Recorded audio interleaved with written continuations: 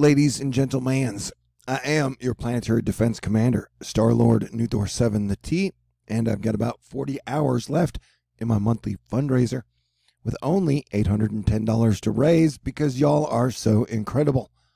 Okay, if you'd like to donate, I got a snail mail, a PayPal, Venmo, a Cash App, a Patron, and you are greatly appreciated. Now, let us get to the weather talk. And we definitely have severe weather and quite a bit of rain on our plate for today. And for severe weather, and whatever this little whole heavy rain trough is, it's something to keep an eye on because we've had some major flooding issues in Mississippi, Alabama, and Tennessee. And then you add on top of that possible tornadoes and straight line winds and hail, and you could have problems on your hands. And so for Rapid City, South Dakota, Bismarck, North Dakota, Minot, North Platte, Nebraska, and then Mandan. Okay, great. If you are in that stretch, you need to be watching out, okay? And it's going to get rainy, y'all. Montana tornadoes are possible. And North Dakota. This is for tomorrow that we're looking at. And you can see we've got some heavy rain regions for up top and the northeast, plus the same spots in the southeast, which I'm technically very concerned about over the next week for flooding issues. We'll still be getting some rain. Oh, I bet you're like, but what about the day after tomorrow? And I'm like, I'm going to suit your fancy. Wait, what? Yeah, cue Lady Gaga and Ariana Grande saying, rain on me. Because this looks like about 70% of the United States that has a chance of getting some precipitation the day after tomorrow. And the south area we are watching for possible flood troubles, they're definitely getting rain too. And it looks like I'll be getting rain in Texas. I stayed up late when I woke up this afternoon. The first thing I read was Mexico City buildings sway in apparent earthquake. And then the authorities said that they got a 5.5 earthquake in Oaxaca. And so with the planet parade, here's a new one, where you got all the planets on the same side of the sun. We're looking for more earthquake and volcano activity in the year of 2020. Hey, man, you don't have to believe that, the planets and their energy affect other things. Technically, it's called planetary angular orbital momentum, but I do.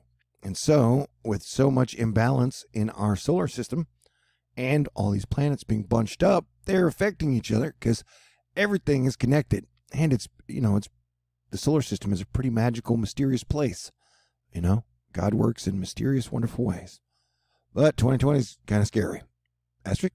The great news is, so far, it looks like our atmospheric / asteroid fight club / Prayer Warriors team is doing a great work because the tropics have been pretty dang quiet so far. And we're definitely watching out for weird weather 4 or 5 days after the July 4th total lunar eclipse. And the Leo King says, don't look into it. And so I usually look into the sun and lunar moons, but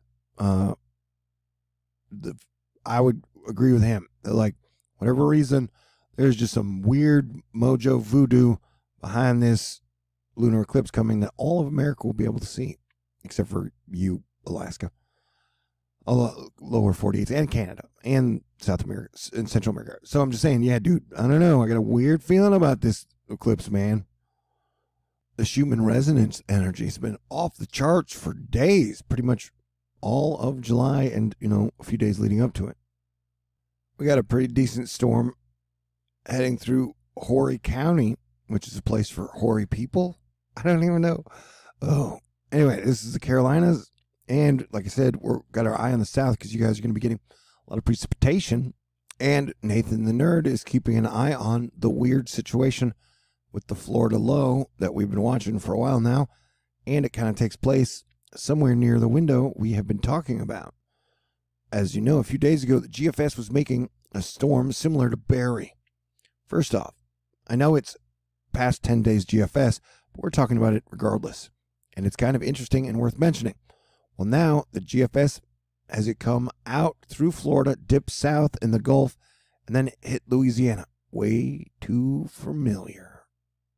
So we've just, whatever this low is doing and the models are adjusting to, it's just a weird situation, man.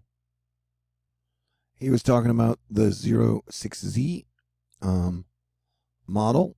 And no matter what the models are showing, which is the last model run, the models are just kind of showing some really weird stuff happening, down south. This has it forming into a quick hurricane or strong tropical storm, and then rolling backwards and then punching Louisiana. Now, that would be 12 days out, and I do not believe it shows up in the latest model run that is just hot off the presses. But what we mainly want to be focusing on here is all the precipitation that kind of comes in bursts. We call it, during the summer weather, you get bursts, pulses of rain. And so, we have our eye on and have had our eye on whatever lows that the area, the south, is putting out, which is why I keep mentioning I'm worried about possible heavy precipitation for areas in the south. And they're already having flooding happening in areas like Mississippi, Alabama, Tennessee. And so, yeah, dude, and like I said, anytime after the 5 days, and I really think we've had a triple eclipse. We had the first lunar eclipse, and then we had the solar eclipse, and then now we're having our third eclipse on the 4th. So that is when I think the weather is just going to get really, really, really, really, really, really interesting. And so this is the very latest GFS model run.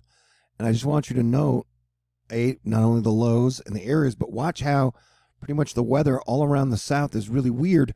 And it does have some type of a low system that kind of sits and spins, and then it moves west, and then it moves to east, and then it retrogrades, and then it's just wacky. So the models are trying to work out whatever is happening down south.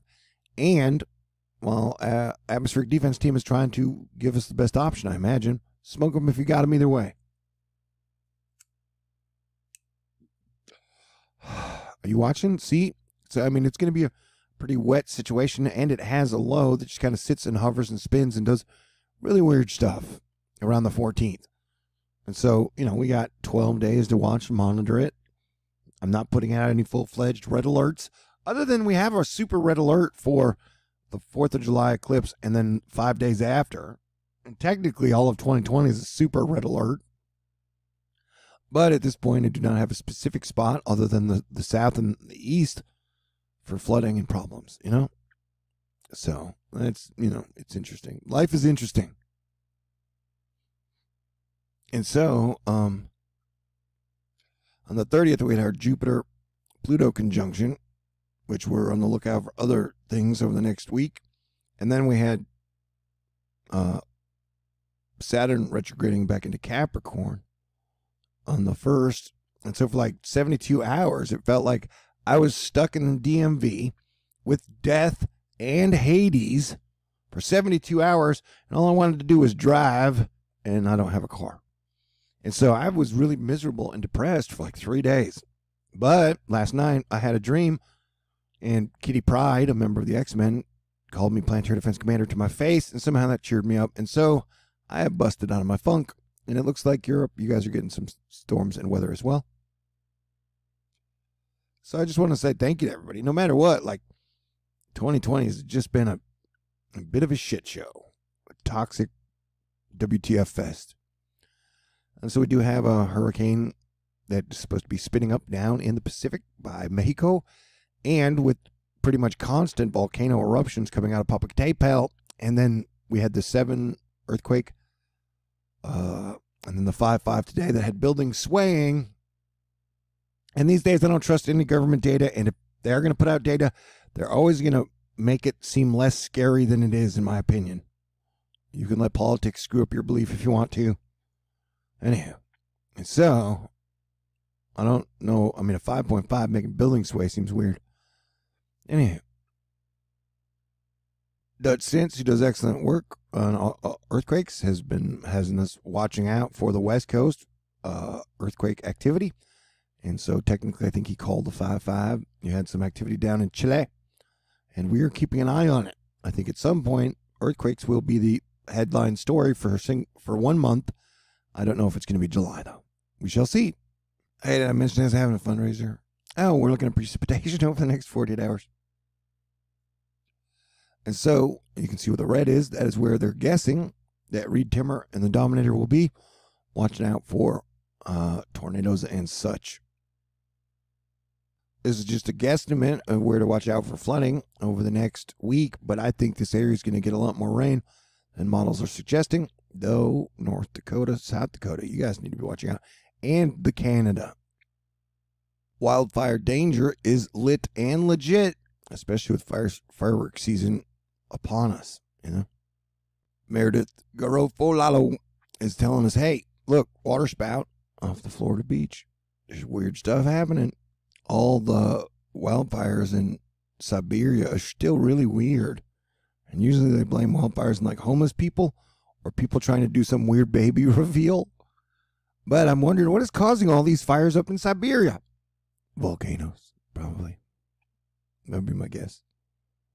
Yeah, so wildfires are going to be a big deal for the next few months until the monsoonal rain begins to hit. Should be any day now or a week or two, who knows. But firefighters in California battled the Roar fire burning in Angeles National Forest.